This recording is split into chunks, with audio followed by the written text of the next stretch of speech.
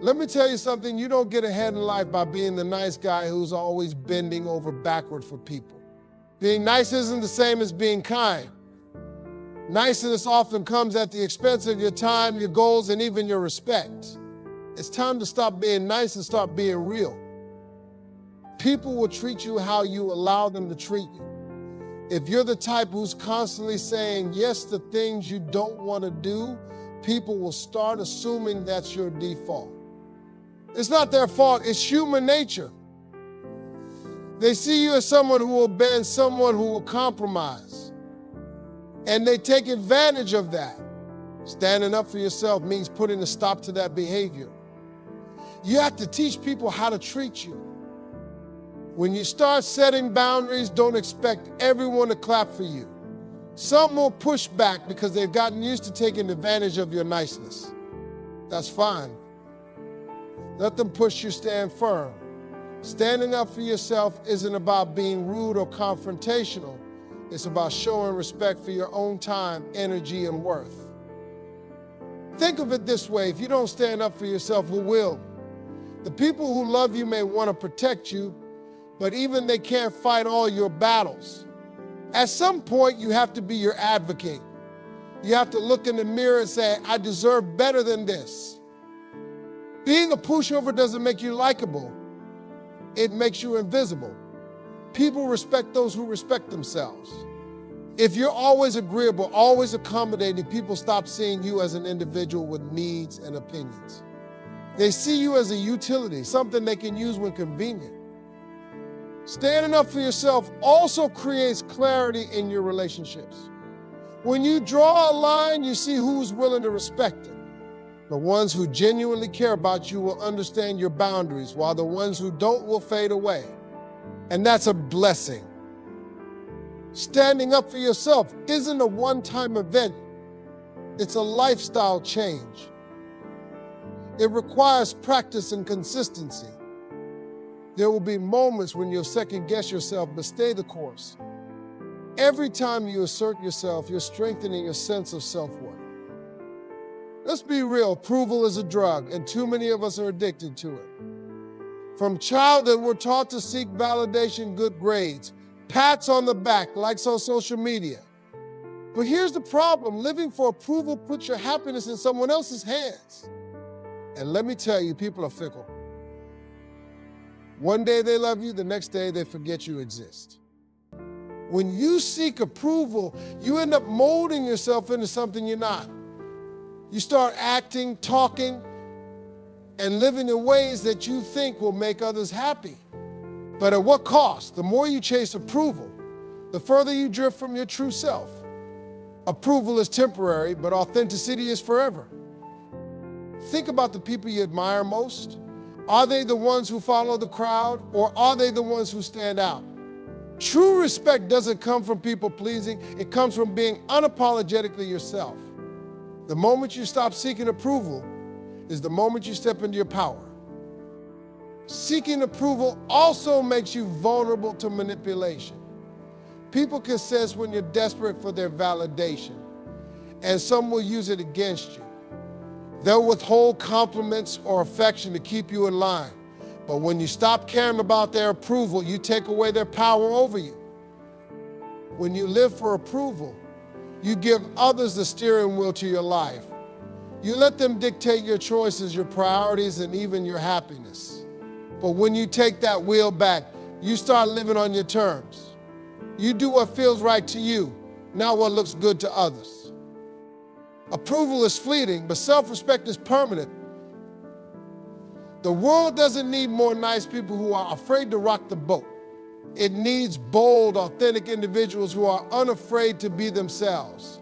When you stop seeking approval, you become unstoppable. Your values are your internal compass. They guide your decisions, your relationships, and your life's direction. But when you're too focused on being nice, you start compromising on those values. You say yes to things that go against your principles because you don't want to offend anyone. Over time, this erodes your sense of self. Being clear about your values means knowing what matters most to you. It's about identifying your non-negotiables, the things you're unwilling to compromise on no matter what. This clarity gives you strength. It allows you to make decisions confidently, even when others don't agree. When you live by your values, you attract people who align with them and repel those who don't. This might mean losing some friendships or relationships, but that's okay. It's better to be alone than surrounded by people who don't respect your beliefs. Living by your values doesn't mean forcing them on others. It means honoring them in your own life. For example, if honesty is a core value for you, don't engage in gossip or deceit, even if it's an easy or popular thing to do. Your actions should reflect your principles. Values also act as a filter for opportunities. Not every opportunity is meant for you, and that's fine. When you're clear about your values, you can say no to things that don't align with your purpose. This focus prevents you from spreading yourself too thin.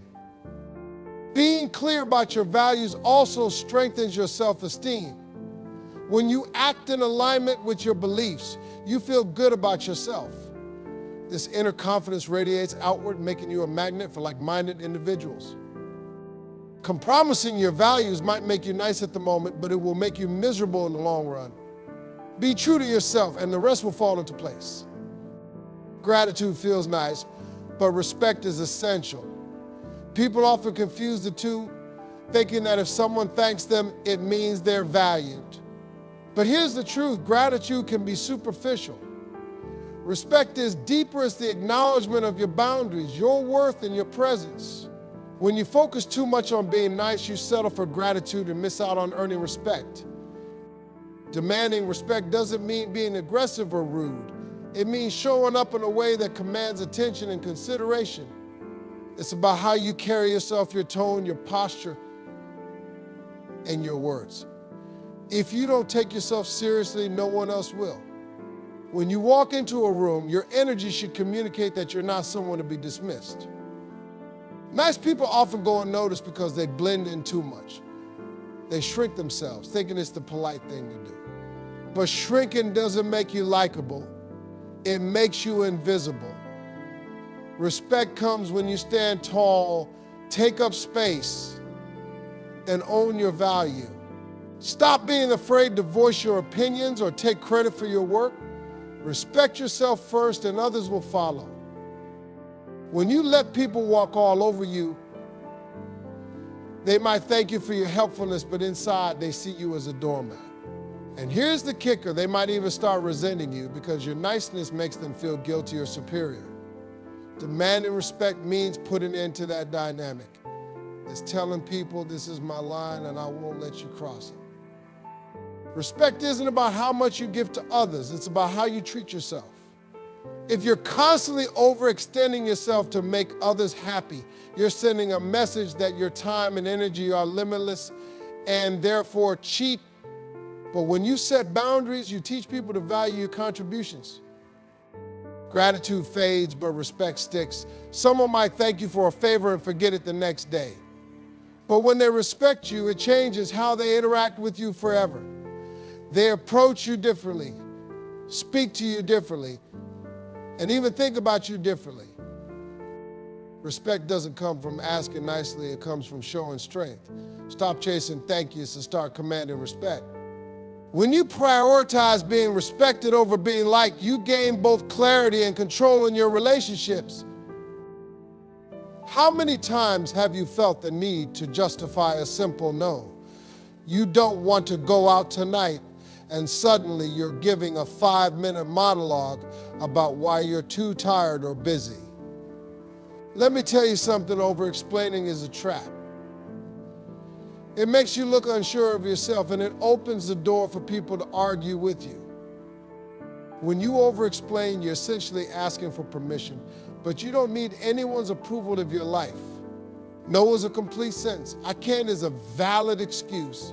You don't owe anyone a detailed breakdown of your decisions, especially if those decisions are about protecting your peace or prioritizing your goals.